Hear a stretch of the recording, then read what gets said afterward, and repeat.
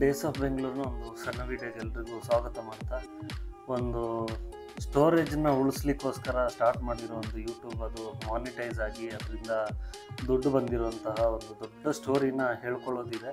ಖಂಡಿತವಾಗ್ಲೂ ಅದಕ್ಕೋಸ್ಕರ ಒಂದು ಸ್ಪೆಷಲಾಗಿ ವಿಡಿಯೋ ಮಾಡ್ತೀನಿ. ಅದರಲ್ಲಿ ನನ್ನ ಎಕ್ಸ್ಪೀರಿಯೆನ್ಸ್ ಏನಿತ್ತು ಅನ್ನೋದನ್ನು ಕೂಡ ನಾನು ಶೇರ್ ಮಾಡ್ಕೊಳ್ತೀನಿ. ಅದಕ್ಕಿಂತ ಮುಂಚಿತವಾಗಿ ಈ ಒಂದು ವಿಡಿಯೋ ಏನಂತ ಹೇಳಿದರೆ, ನಾರ್ಮಲಿ ಇದು ಗೊತ್ತಿರ್ಬೋದು, ಬಾಳೆಹೊನ್ನೂರಿಂದ ಕೊಪ್ಪ ಹೋಗೋದಾದರೆ ಬೈಕರ್ಸ್ಗೆ ಅಂತ ಒಂದು ಸ್ಪೆಷಲ್ ರೋಡ್ ಇದೆ. ಅದನ್ನು ನಾನು ಸುಮಾರು ದಿನದಿಂದ ತಿಳಿಸ್ಬೇಕು ಅಂತ ಅಂದ್ಕೊಂಡಿದ್ದೆ. ಚಿಕ್ಕಮಗಳೂರು ಡಿಸ್ಟಿಕ್ಕಿಗೆ ಬಂದರೆ ನೀವು ಈ ಬಾಳೆಹೊನ್ನೂರು ಅನ್ನೋದು ಎಲ್ಲದಕ್ಕೂ ಒಂದು ಸೆಂಟ್ರ್ ಆಗುತ್ತೆ. ಶೃಂಗೇರಿ ಹೋಗೋದಾದ್ರೂ, ಹೊರನಾಡು ಹೋಗೋದಾದ್ರೂ, ಎಲ್ಲದಕ್ಕೂ ಚಿಕ್ಕಮಗಳೂರು ಆಗಿರ್ಬೋದು, ಎಲ್ಲ ಕಡೆಗೂ ಈ ಬಾಳೆಹೊನ್ನೂರು ಅನ್ನೋದು ಒಂದು ಸೆಂಟ್ರ್ ಆಗಿದೆ. ಒಂದು ಸಣ್ಣ ಸಿಟಿ ಕೂಡ ಹೌದು. ಅಗತ್ಯ ವಸ್ತುಗಳಿಗೆ ಸುತ್ತಮುತ್ತಲಿನ ಎಲ್ಲ ಹಳ್ಳಿಗಳು ಕೂಡ ಡಿಪೆಂಡ್ ಆಗಿರೋದು ಈ ಬಾಳೆಹೊನ್ನೂರಲ್ಲೇ.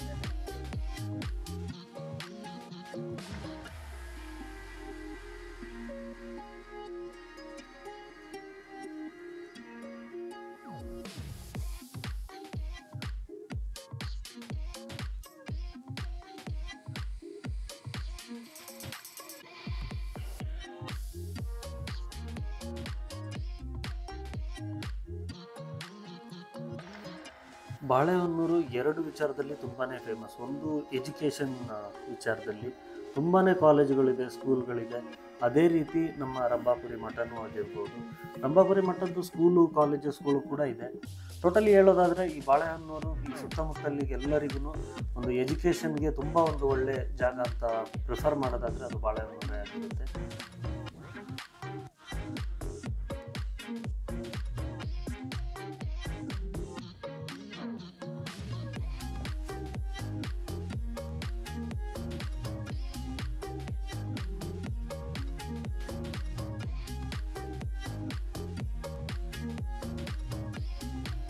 ಇವತ್ತಿನ ವಿಡಿಯೋ ಏನಂತ ಹೇಳಿದರೆ, ಬೈಕರ್ಸ್ಗೆ ಅಥವಾ ತುಂಬ ಒಂದು ಕಾಡು ಮಧ್ಯೆ ಏನಾದರೂ, ಒಂದು ಹಳ್ಳಿ ಮಧ್ಯೆ ಒಂದು ಟ್ರಾವೆಲ್ ಏನೋ ಅಥವಾ ಒಂದು ರೈಡ್ ಏನಾದರೂ ಪ್ಲ್ಯಾನ್ ಮಾಡಿದರೆ, ಖಂಡಿತವಾಗ್ಲೂ ಮೇಲ್ಪಾಲ್ ಕೊಪ್ಪ ಗೊತ್ತಿರ್ಬೋದು. ಬಾಳೆಹೊನ್ನೂರಿಂದ ಕೊಪ್ಪ ಮೇಲ್ಪಾಲ್ ವೇನಲ್ಲಿ ಹೋದರೆ ಮಠ ಕಳೆದು ಈ ರೂಟಲ್ಲಿ ಹೋಗೋದಾದರೆ, ಇಲ್ಲಿ ಇರುವಂತಹ ರೋಡ್ ಆಗಿರ್ಬೋದು, ಇಲ್ಲಿ ಸಿಗುವಂತಹ ಮರಗಳು, ಆ ಒಂದು ನೇಚರ್ ಫೀಲ್ ಏನಿದೆ ಅದಕ್ಕೋಸ್ಕರ ಮಾಡ್ತಾ ಇದ್ದೀನಿ. ಇಲ್ಲಿ ಈ ರಸ್ತೆಯಲ್ಲಿ ಸ್ಪೆಷಲ್ಲಾಗಿ ಏನಾದರೂ ಸಿಗುತ್ತೆ ಅಂತಲ್ಲ, ಬಟ್ ಈ ರಸ್ತೆಯಲ್ಲಿ ಖಂಡಿತವಾಗ್ಲೂ ಹೋಗಲೇಬೇಕು.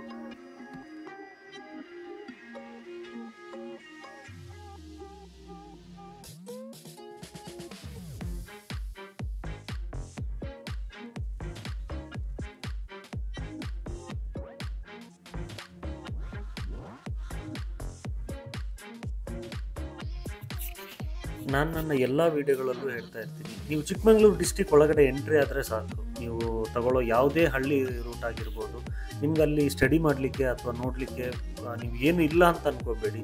ಆ ಒಂದು ಆ ರಸ್ತೆಯಲ್ಲಿ ಸಿಗುವಂತಹ ಹಳ್ಳಿಗಳು, ಅಲ್ಲಿ ಸಿಗುವಂತಹ ಮರಗಳು, ನೇಚರು, ಆ ಜನಗಳು ಕ್ಯಾರೆಕ್ಟ್ರು, ಇದೆಲ್ಲನೂ ಕೂಡ ನಿಮಗೆ ತುಂಬಾ ಅದ್ಭುತವಾಗಿರುತ್ತೆ.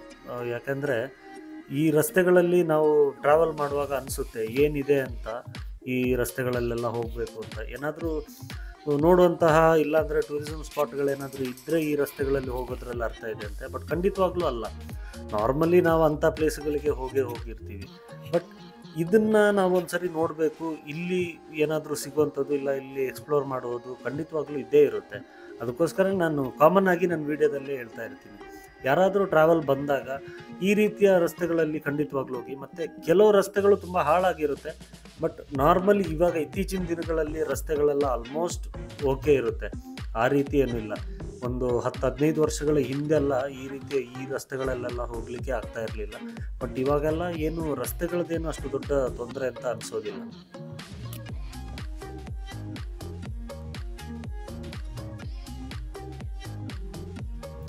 ನೀವು ಚಿಕ್ಕಮಗಳೂರು ಡಿಸ್ಟಿಕ್ಕಿಗೆ ಬಂದರೆ ನಾನು ಏನಕ್ಕೆ ಈ ರೀತಿಯ ಹಳ್ಳಿ ರಸ್ತೆಗಳನ್ನ ಸಜೆಸ್ಟ್ ಮಾಡ್ತೀನಿ. ನೀವು ಟ್ರಾವೆಲ್ ಮಾಡಿ, ಬೈಕರ್ಸ್ ಆಗಿರ್ಬೋದು, ಇಲ್ಲ ನೀವೇನಾದರೂ ಚಿಕ್ಕಮಗಳೂರು ವಿಸಿಟ್ ಮಾಡಬೇಕು ಅಂತ ಬಂದವರಾದರೆ, ಈ ರೀತಿಯ ಹಳ್ಳಿ ರಸ್ತೆಗಳಿಗೆ ಏನಕ್ಕೆ ಹೋಗಬೇಕು ಅಂತ ಹೇಳಿದರೆ, ಖಂಡಿತವಾಗ್ಲೂ ಇಲ್ಲಿ ಜನರ ಜೀವನ ಏನಿದೆ ಇದನ್ನು ನೀವು ಸ್ವಲ್ಪ ತಿಳ್ಕೊಳ್ಳೇಬೇಕಾಗುತ್ತೆ. ನೀವು ಯಾವುದೇ ಭಾಗದಿಂದ, ಕರ್ನಾಟಕದ ಯಾವುದೇ ಭಾಗದಿಂದ ಬನ್ನಿ, ಈ ಹಳ್ಳಿ ಜೀವನ ಇದೆಯಲ್ಲ ತುಂಬಾ, ಯಾಕಂದರೆ ಫೆಸಿಲಿಟಿಗಳು ತುಂಬ ಕಡಿಮೆ ಇರುತ್ತೆ ಅವರಿಗೆ. ಇವಾಗ ಎಕ್ಸಾಂಪಲ್ ನಾನು ಇವಾಗ ಈ ತೋರಿಸ್ತಾ ಇರೋ ರೋಡ್ ಏನಿದೆ, ಇದು ಒಂದು ಸಿಟಿನ ಹೋಗಿ ಟಚ್ ಆಗಲಿಕ್ಕೆ 30 ಕಿಲೋಮೀಟ್ರ್ ಇರುತ್ತೆ. ತುಂಬಾ ಕರ್ವ್ ಇರುವಂತಹ ಹಳ್ಳಿ ರಸ್ತೆಗಳು, ಕಾಡು ಮಧ್ಯೆ ಹೋಗುವಂಥ ರಸ್ತೆಗಳು. ಈ ಕಡೆಯಿಂದ 15 ಕಿಲೋಮೀಟ್ರ್, ಆ ಕಡೆಯಿಂದ 15 ಕಿಲೋಮೀಟ್ರ್. ಈ ಮಧ್ಯದಲ್ಲಿ ಬರುವಂಥ ಹಳ್ಳಿಗಳೇನಿದೆ ಅಥವಾ ಈ ರಸ್ತೆಯಲ್ಲಿ ಬರುವಂಥ ಉದ್ದಕ್ಕೂ ಬರುವಂಥ ಹಳ್ಳಿಗಳೇನಿದೆ, ಎಲ್ಲವೂ ಕೂಡ ಏನಾದರೂ ವಸ್ತುಗಳು, ಇಲ್ಲ ಒಂದು ಹಾಸ್ಪಿಟಲ್ ಆಗಿರ್ಬೋದು, ಬೇರೆ ಯಾವುದೇ ರೀತಿಯ ಒಂದು ವಿಚಾರಕ್ಕೂ ಕೂಡ ಒಂದು ಸಿಟಿಗಳನ್ನ ಡಿಪೆಂಡ್ ಆಗಬೇಕಾಗುತ್ತೆ. ಅಂದರೆ ಈ ಬಾಳೆಹೊನ್ನೂರು ಆಗಿರ್ಬೋದು, ಕೊಪ್ಪ ಆಗಿರ್ಬೋದು, ಈ ಕಾಡು ಮಧ್ಯೆನೇ ಹೋಗಬೇಕಾಗುತ್ತೆ. ಈ ಊರುಗಳು ಇವಾಗ ನಿಮ್ಗೆ ಈ ರೀತಿ ಕಾಣಿಸ್ತಾ ಇದೆ, ಬಟ್ ಮಳೆಗಾಲದಲ್ಲಂತೂ ಕರೆಂಟ್ಗಳು ಇರೋದಿಲ್ಲ, ಮತ್ತು ಟ್ರಾವೆಲ್ ಆಗಿರ್ಬೋದು, ಇದೆಲ್ಲ ತುಂಬಾ ಬಸ್ಸುಗಳು ಫೆಸಿಲಿಟಿ ಕಡಿಮೆ ಇರುತ್ತೆ. ಆದರೂ ಕೂಡ ಜನರು ತುಂಬ ಇಷ್ಟಪಟ್ಟು ಈ ಭಾಗದಲ್ಲೆಲ್ಲ ಬದುಕ್ತಾರೆ. ಯಾಕೆಂತ ಹೇಳಿದರೆ ಅವರು 4 ರಿಂದ 5 ದಿನ ಕೆಲಸ ಮಾಡ್ತಾರೆ. ಒಂದು ದಿನ ಈ ರೀತಿ ಅವ್ರದ್ದು ಅಗತ್ಯ ವಸ್ತುಗಳಿಗೆ ಏನಾದರೂ ಹೊರಗಡೆ ಹೋಗಬೇಕು ಆಯಿತು ಅಂದರೆ ಅವರು ಹೋಗ್ತಾರೆ, ಮತ್ತು ಅಗೇನ್ ಅವ್ರ ಕೆಲಸಗಳನ್ನ ಮತ್ತೆ ಸ್ಟಾರ್ಟ್ ಮಾಡ್ತಾರೆ.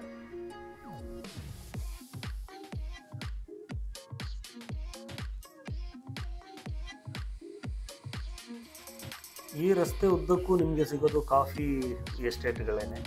ಮ್ಯಾಕ್ಸಿಮಮ್ ಏನು ಹಳ್ಳಿಗಳು ಕಾಣಿಸ್ತಾ ಇದೆ ಅವರೆಲ್ಲರೂ ಡಿಪೆಂಡ್ ಆಗಿರುವಂಥದ್ದು ಕಾಫಿ ಎಸ್ಟೇಟ್, ಅಲ್ಲಿ ಕೆಲಸಗಳನ್ನೇ ಡಿಪೆಂಡ್ ಮಾಡ್ಕೊಂಡಿರ್ತಾರೆ.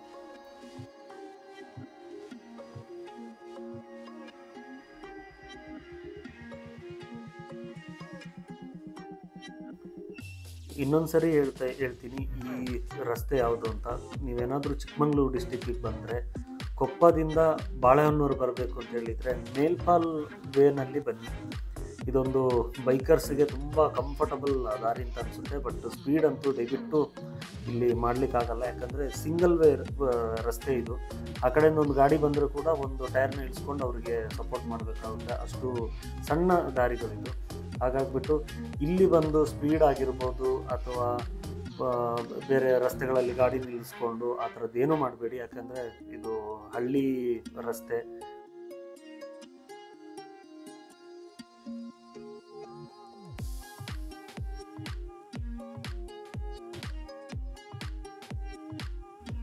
ನಾನು ಆವಾಗಲೇ ಹೇಳಿದಾಗೆ ಒಂದು ವೆಹಿಕಲ್ ಮುಂದುಗಡೆಯಿಂದ ಬಂದರೆ ಖಂಡಿತವಾಗ್ಲೂ ಇಲ್ಲಿ 2 ವೆಹಿಕಲ್ ಡೈರೆಕ್ಟಾಗಿ ಪಾಸ್ ಮಾಡಲಿಕ್ಕೆ ಆಗೋದಿಲ್ಲ. ನೋಡಿ ಆ ಬಸ್ಸವರು ಎಷ್ಟು ಸೈಡಿಂದ ಅವರು ಸಪೋರ್ಟ್ ಮಾಡ್ತಾ ಇದ್ದಾರೆ ನೋಡಿ. ಇದೇ ಸಪೋರ್ಟ್ ನಾವು ಆಪೋಸಿಟಿಂದ ಬರ್ತಾ ಇರೋರು ಕೂಡ ನಾವು ಮಾಡಬೇಕಾಗುತ್ತೆ. ಮಲೆನಾಡು ಹಳ್ಳಿಗಳಲ್ಲಿ ನೀವು ಎಲ್ಲೇ ನೋಡಿ ಈ ರೀತಿಯ ಬೆಟ್ಟದ ಮೇಲೆ ಮನೆಗಳು ಇದ್ದೇ ಇರುತ್ತೆ. ಅದು ಈ ತುಂಬ ದೊಡ್ಡ ಮಳೆಗಾಲದಲ್ಲಿ ಈ ಲ್ಯಾಂಡ್ ಸ್ಲೈಡಿಂಗ್ ಆಗಿರ್ಬೋದು ಈ ರೀತಿ ಆಗೋ ಚಾನ್ಸಸ್ ಇರುತ್ತೆ. ಹಾಗಾಗಿಬಿಟ್ಟು ಇಲ್ಲಿ ನೋಡಿ, ಇಲ್ಲೊಂದು ಬೈಕ್ ರೋಡಲ್ಲೇ ನಿಲ್ಲಿಸ್ಕೊಂಡಿದ್ದಾರೆ, ಮೇಲ್ಗಡೆ ಗಾಡಿ ಕೂಡ ತಗೊಂಡು ಹೋಗ್ಲಿಕ್ಕೆ ಆಗೋದಿಲ್ಲ, ಆ ರೀತಿಯ ಪರಿಸ್ಥಿತಿಗಳಿರುತ್ತೆ. ಯಾಕಂದರೆ ನಾರ್ಮಲಿ ಬೆಟ್ಟ ಗುಡ್ಡಗಳೇ ಜಾಸ್ತಿ ಇರೋದ್ರಿಂದ ಮನೆಗಳೆಲ್ಲ ಬೆಟ್ಟದ ಮೇಲಿರುತ್ತೆ. ಹಾಗಾಗಿ ಮೇಲ್ಗಡೆಗೆ ರಸ್ತೆ ಆಗಿರ್ಬೋದು, ಅಲ್ಲಿಗೆ ಗಾಡಿ ಹೋಗದೇ ಇರೋ ಕಾರಣದಿಂದಾಗಿ ಈ ಥರ ರಸ್ತೆಯಲ್ಲೇ ಒಂದು ಸಣ್ಣ ಶೆಡ್ಗಳ ಥರ ಮಾಡಿಕೊಂಡು ಗಾಡಿಗಳಲ್ಲಿ ನಿಲ್ಲಿಸ್ಕೊಂಡಿರ್ತಾರೆ. ಮತ್ತು ಕಾಮನ್ ಆಗಿ ನೀವು ಇದನ್ನು ನೋಡ್ಬೋದು, ಈ ನೀರಾವರಿಗೋಸ್ಕರ ಈ ಥರ ಸಣ್ಣ ಪುಟ್ಟ ಕೆರೆಗಳನ್ನ ಮಾಡಿಟ್ಕೊಂಡಿರ್ತಾರೆ. ಇದು ಮಳೆಗಾಲ ಅಲ್ದಿರೋ ಕಾಲದಲ್ಲಿ ಇದು ತುಂಬಾ ಹೆಲ್ಪ್ ಆಗುತ್ತೆ.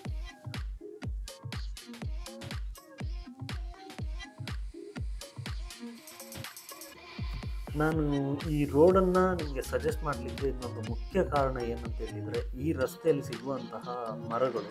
ಈ ರಸ್ತೆ ತುಂಬ ಹಳೆಯದಾದದ್ದು, ಬ್ರಿಟಿಷರ ಕಾಲದಿಂದನೂ ಇರುವಂಥದ್ದು ಅಂತ ಹೇಳಲಿಕ್ಕೆ ಈ ರೀತಿಯ ದೊಡ್ಡ ಮರಗಳೇ ಸಾಕ್ಷಿಯಾಗುತ್ತೆ. ಯಾಕಂದರೆ ರಸ್ತೆ ಬದಿಯಲ್ಲಿ ಈ ಮರಗಳು ಏನಿಲ್ಲ ಅಂದ್ರೂ ಮಿನಿಮಮ್ ಒಂದು 200 ರಿಂದ 300 ವರ್ಷ ಹಳೆಯದಾದಂಥ ಮರಗಳು. ನಮ್ಮ ಮಲೆನಾಡಿನಲ್ಲಿ ತುಂಬ ಹೆಮ್ಮರವಾಗಿ ಬೆಳೆಯುವಂತಹ ಹೆಬ್ಬಲಸ್ ಆಗಿರ್ಬೋದು ಅಥವಾ ಸಂಪಿಗೆ ಆಗಿರ್ಬೋದು ಅಥವಾ ಕಾಡು ಮಾವು ಆಗಿರ್ಬೋದು, ಇದೆಲ್ಲ ತುಂಬ ದೊಡ್ಡಕ್ಕೆ ದಪ್ಪದಾಗಿ ಬೆಳೆಯುತ್ತೆ. ಈ ಲ್ಯಾಂಡ್ ಸ್ಲೈಡನ್ನು ಕಡಿಮೆ ಮಾಡಲಿಕ್ಕೆ ಅಥವಾ ಈ ಗುಡ್ಡ ಜರಿತ ಏನಿದೆ ಇದನ್ನು ಕಂಟ್ರೋಲ್ ಮಾಡಲಿಕ್ಕೆ ಈ ಮರಗಳು ತುಂಬಾ ಹೆಲ್ಪ್ ಆಗುತ್ತೆ.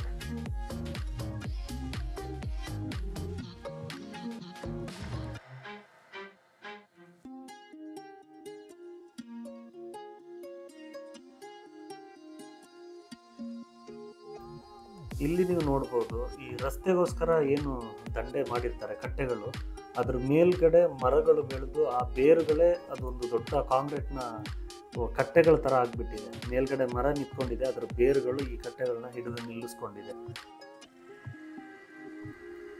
ಇದರಿಂದಾಗಿ ಇಲ್ಲಿ ಎಷ್ಟೇ ಜೋರಾಗಿ ಮಳೆ ಬಂದರೂ ಕೂಡ ಲ್ಯಾಂಡ್ ಸ್ಲೈಡಿಂಗ್ ಆಗಿರ್ಬೋದು, ಭೂಕುಸಿತ ಖಂಡಿತವಾಗ್ಲೂ ಆಗೋದೇ ಇಲ್ಲ. ಯಾಕಂದರೆ ಈ ಮರಗಳ ಬೇರುಗಳು ತುಂಬ ಆಳಕ್ಕೆ ಹೋಗ್ಬಿಟ್ಟು ಈ ಕಟ್ಟೆಗಳನ್ನ ಹಿಡಿದು ನಿಲ್ಲಿಸ್ಬಿಟ್ಟಿದ್ದಾವೆ.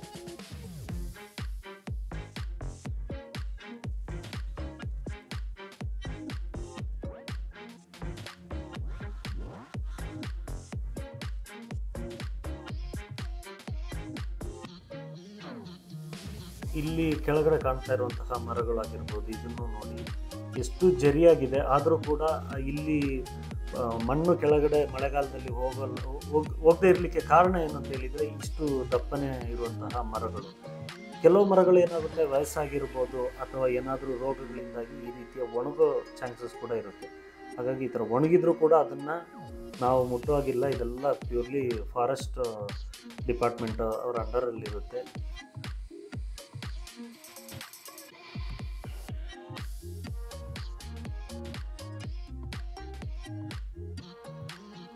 ಇಲ್ಲಿಂದ ಎಂಡ್ ಕೊಪ್ಪ ತನಕನೂ ನಿಮಗೆ ರಸ್ತೆಗಳೆಲ್ಲೂ ಅಷ್ಟು ದೊಡ್ಡ ಪ್ರಾಬ್ಲಮ್ ಅಂತ ಎಲ್ಲೂ ಅನಿಸೋದಿಲ್ಲ. ರಸ್ತೆಗಳು ತುಂಬ ಚೆನ್ನಾಗೇ ಇದೆ, ಅಷ್ಟು ತುಂಬ ಕೆಟ್ಟದಾಗಿದೆ ಅಂತ ಏನು ಹೇಳಲಿಕ್ಕೆ ಬರೋದಿಲ್ಲ.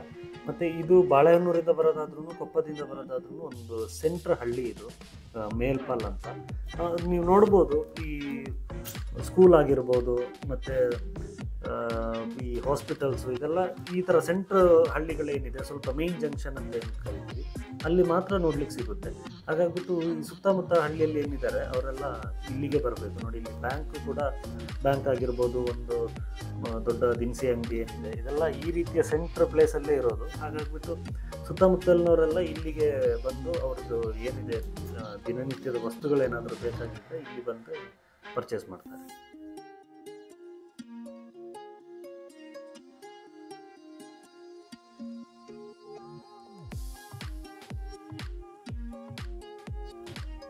ಏನು ಇಲ್ದಿರೋ ಒಂದು ಹಳ್ಳಿ ರಸ್ತೆಯಲ್ಲಿ ಸುಮ್ಮನೆ ಟ್ರಾವೆಲ್ ಮಾಡಬೇಕು ಅಂತ ಅಂದ್ಕೋಬೇಡಿ. ಖಂಡಿತವಾಗ್ಲೂ ಟ್ರಾವೆಲ್ ಅನ್ನೋದೇನಿದೆ ಅದು ನಾವು ಸುಮ್ಮನೆ ಹೋಗ್ತಾ ಇದ್ದರೆ ಆ ಒಂದು ಫೀಲ್ ನಮಗೆ ಸಿಗ್ತಾ ಹೋಗುತ್ತೆ. ನಮ್ಗೆ ಏನಾದರೂ ಒಂದು ವಿಶೇಷವಾದ ಜಾಗಗಳನ್ನು ನೋಡ್ಲಿಕ್ಕೆ ಸಿಗಬೇಕು ಅಂತ ಏನೂ ಇಲ್ಲ. ನೀವು ಮೌನವಾಗಿ ನೀವು ನಿಮ್ಮ ಟ್ರಾವೆಲ್ನ ಮಾಡ್ಕೊತ ಹೋದರೆ ಖಂಡಿತವಾಗ್ಲೂ ನೀವು ಹೋಗುವಂಥ ಜಾಗ, ಆ ನೇಚರ್ ನಿಮಗೆ ಖಂಡಿತವಾಗ್ಲೂ ಸಪೋರ್ಟ್ ಮಾಡ್ತಾ ಹೋಗುತ್ತೆ. ಅದೇ ನೀವು ಸಿಟಿಯಲ್ಲಿ ಈ ರೀತಿಯಾಗಿ ಹೋಗೋದಾದರೆ ನಿಮಗೆ ಖಂಡಿತವಾಗ್ಲೂ ಯಾವುದೇ ರೀತಿಯ ಫೀಲ್ ಸಿಗೋದಿಲ್ಲ.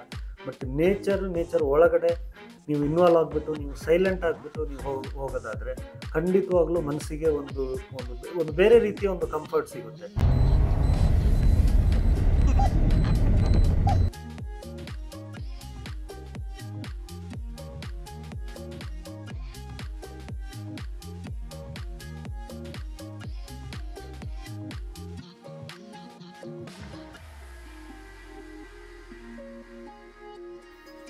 ಈ ರಸ್ತೆಯಲ್ಲಿ ಬಂದರೆ ನಿಮಗೆ ಮ್ಯಾಕ್ಸಿಮಮ್ ಕಾಣಲಿಕ್ಕೆ ಸಿಗೋದು ಒಂದೇ, ಎಸ್ಟೇಟ್ ದಾರಿಗಳು, ಈ ರೀತಿಯ ಇದನ್ನಷ್ಟೇ ನೀವು ನೋಡ್ಬೋದು.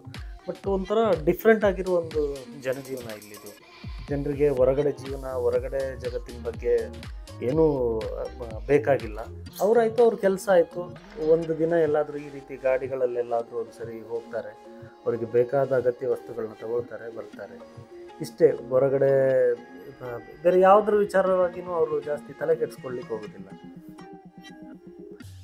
ಈ ರಸ್ತೆಯಲ್ಲಿ ಬಂದರೆ ನಿಮಗೆ ಒಂದು ವರ್ತ್ ಅಂತ ಏನಾದರೂ ಅನಿಸಿದರೆ ಅದು ಈ ಟೀ ಎಸ್ಟೇಟೇ ಆಗಿರುತ್ತೆ. ತುಂಬ ಅದ್ಭುತವಾಗಿದೆ. ರೋಡ್ ಸೈಡಲ್ಲೇ ಈ ಥರ ಹೋಗುವಾಗ ಸಿಗುತ್ತೆ, ಇನ್ನೂ ಕೆಳಗಡೆ ಡೌನ್ ಆಗಿ ಸಿಗುತ್ತೆ.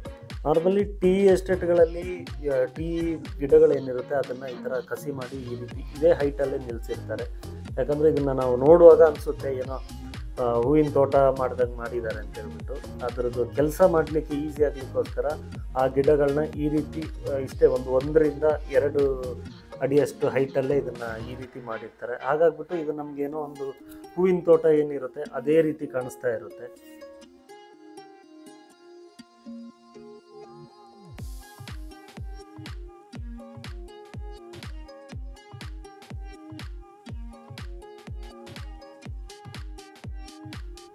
ಇನ್ನೊಂದು ವಿಚಾರ ನಿಮಗೆ ಗೊತ್ತಿರಲಿ, ಟೀ ಲೀಫ್ ಏನಿದೆ ಇದನ್ನು ಪ್ರೋಸೆಸಿಂಗ್ ಏನಿರುತ್ತೆ ಅದೇ ತುಂಬ ಲಾಂಗ್ ಇರುತ್ತೆ. ಇದಕ್ಕೆ 1-2-3 ಪ್ರೋಸೆಸ್ಗಳು ಬರುತ್ತೆ. ಅದಾದರೆ ಮಾತ್ರನೇ ನಮ್ಗೆ ಅದನ್ನು ಯೂಸ್ ಮಾಡಲಿಕ್ಕೆ ಆಗೋದು. ನಾವು ಮನೆಯಲ್ಲಿ ಒಂದು ಟೀ ಲೀಫ್ ಗಿಡ ನಟ್ಟುಬಿಟ್ರೆ ಅದರಿಂದ ಖಂಡಿತವಾಗ್ಲೂ ಲೀಫ್ ತೆಗೆದುಬಿಟ್ಟು ನಮಗೆ ಟೀ ಮಾಡಲಿಕ್ಕೆ ಆಗಲ್ಲ. ಅದ್ರ ಪ್ರೋಸೆಸ್ಗಳು ತುಂಬ ಡಿಫ್ರೆಂಟ್ ಆಗಿರುತ್ತೆ. ಇದೇ ಇಲ್ಲಿ ಕಾಣಿಸ್ತಾ ಇದೆಯಲ್ಲ, ಇದೇ ನಿಮಗೆ ಟೀ ಲೀಫ್. ಇದೆಲ್ಲ ತುಂಬ ಬಲ್ತೋಗಿರುವಂತಹ ಎಲೆಗಳು, ಇದನ್ನು ಯೂಸ್ ಮಾಡೋದಿಲ್ಲ. ಇದ್ರ ಮೇಲ್ಗಡೆ ಏನು ಚಿಗುರುಗಳು ಇಲ್ಲಿ ಕಾಣಿಸ್ತಾ ಇದೆ, ಈ ರೀತಿಯ ಚಿಗುರುಗಳನ್ನ ತೆಗೆದುಬಿಟ್ಟು ಅದನ್ನು ಡ್ರೈ ಮಾಡಿಬಿಟ್ಟು ಅದರದ್ದೇ ಆದಂತಹ ಒಂದು 2-3 ಪ್ರೋಸೆಸ್ಗಳಿದೆ, ಅದನ್ನು ಮಾಡ್ತಾರೆ. ಹಾಗೆ ಇದ್ರೆ ನಾರ್ಮಲ್ ಆಗಿ ನಮ್ಗೆ ಗೊತ್ತಿರೋ ಹಾಗೆ ಇದ್ರದ್ದು ಹೂವಾಗಿರ್ಬೋದು, ಇದರ ಕಾಯಿಗಳನ್ನ ಯಾವುದಕ್ಕೂ ಯೂಸ್ ಮಾಡೋದಿಲ್ಲ. ಟೀ ಲೀಫ್ ಏನಿರುತ್ತೆ ಅದು ಪ್ಯೂರ್ಲಿ ನಾವೇನು ಟೀ ಕುಡಿತೀವಿ ಇದಕ್ಕೋಸ್ಕರ ಮಾತ್ರನೇ ಯೂಸ್ ಮಾಡ್ತಾರೆ. ಗ್ರೀನ್ ಟೀಗೂ ನಾರ್ಮಲಿ ಇದರದ್ದು ಸ್ವಲ್ಪ ಬಲ್ತಿರೋ ಎಲೆಗಳನ್ನ ಯೂಸ್ ಮಾಡ್ತಾರೆ.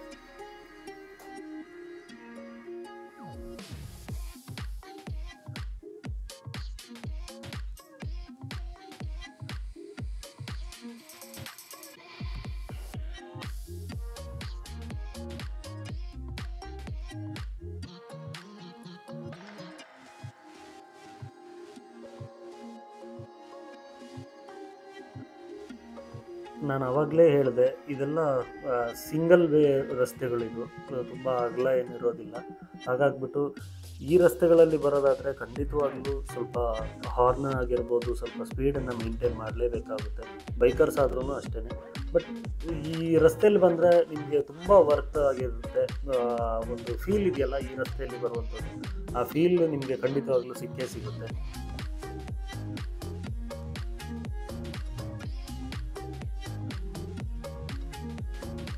ಇಲ್ಲಿ ರಸ್ತೆ ಬದಿಯಲ್ಲಿ ಮರಗಳನ್ನ ಕಡಿಯೋದು ಇದೆಲ್ಲ ಇಲ್ಲೀಗಲ್ ಆಗಿರುತ್ತೆ.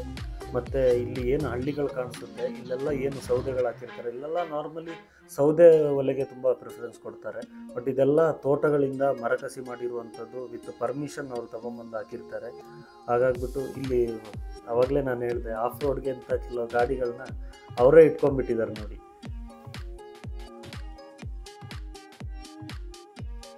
ಇನ್ನೊಂದು ಮುಖ್ಯವಾದ ವಿಚಾರ ಏನಂತ ಹೇಳಿದರೆ, ನಾವು ಈ ರೀತಿ ಹಳ್ಳಿ ರಸ್ತೆಗಳನ್ನು ಹೋದಾಗ ನಾವು ಅವರಿಗೆ ಕೊಡುವಂಥ ವ್ಯಾಪಾರಗಳಾಗಿರ್ಬೋದು, ಅದು ಅವ್ರಿಗೂ ತುಂಬ ಚೇಂಜಸ್ ಆಗೋ ಚಾನ್ಸಸ್ ಇರುತ್ತೆ. ಯಾಕಂದರೆ ಅಲ್ಲಿ ಆ ಹಳ್ಳಿ ಜನಗಳು ಬಿಟ್ಟರೆ ಹೊರಗಡೆಯಿಂದ ಯಾರೂ ಬರೋದಿಲ್ಲ. ಈ ರೀತಿಯಾಗಿ ಹೊರಗಡೆಯಿಂದ ಜನಗಳು ಬಂದು ಅಲ್ಲಿಂದ ಏನಾದರೂ ಪರ್ಚೇಸ್ ಮಾಡೋದಾಗಿರ್ಬೋದು, ಈ ರೀತಿಯೆಲ್ಲ ಆದಾಗ ಒಂದು ಬದಲಾವಣೆಗಳು ಬರುತ್ತೆ. ಏನು ದೊಡ್ಡ ಬದಲಾವಣೆ ಅಂತ ನಾನು ಹೇಳ್ತಾ ಇಲ್ಲ, ಅವ್ರಿಗೆ ಇದರಿಂದ ಏನೋ ಒಂದು ದೊಡ್ಡ ಚೇಂಜಸ್ ಆಯಿತು ಅಂತಲ್ಲ, ಅಲ್ಲಿ ಒಂದು ಸಣ್ಣ ಬದಲಾವಣೆ ಆಗಲಿಕ್ಕೆ ಚಾನ್ಸಸ್ ಇರುತ್ತೆ ಅಂತ ನನ್ನೊಂದು ಅಭಿಪ್ರಾಯ ಅಷ್ಟೇ.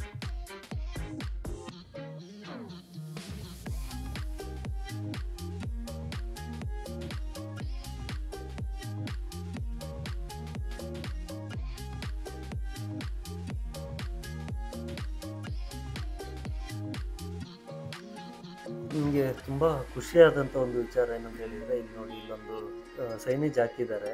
ಇಲ್ಲಿ ದನಗಳು ಈ ಟರ್ನಿಂಗ್ಸಲ್ಲಿ ದನಗಳು ಕ್ರಾಸ್ ಆಗೋ ಚಾನ್ಸಸ್ ಇರುತ್ತೆ, ದನಗಳಿರುತ್ತೆ. ಹಾಗಾಗ್ಬಿಟ್ಟು ತುಂಬ ಸ್ಲೋ ಮೇಂಟೈನ್ ಮಾಡಿ ಅನ್ನೋದನ್ನೆಲ್ಲ ಹಾಕಿರ್ತಾರೆ. ಇಂಥ ಸೈನೇಜ್ಗಳು ಖಂಡಿತವಾಗ್ಲೂ ಸಿಟಿಯಲ್ಲೆಲ್ಲೂ ನೋಡ್ಲಿಕ್ಕೆ ಸಿಗೋದೇ ಇಲ್ಲ, ಈ ರೀತಿ ಹಳ್ಳಿಗಳಲ್ಲಿ ನೋಡ್ಲಿಕ್ಕೆ ಸಿಗುತ್ತೆ.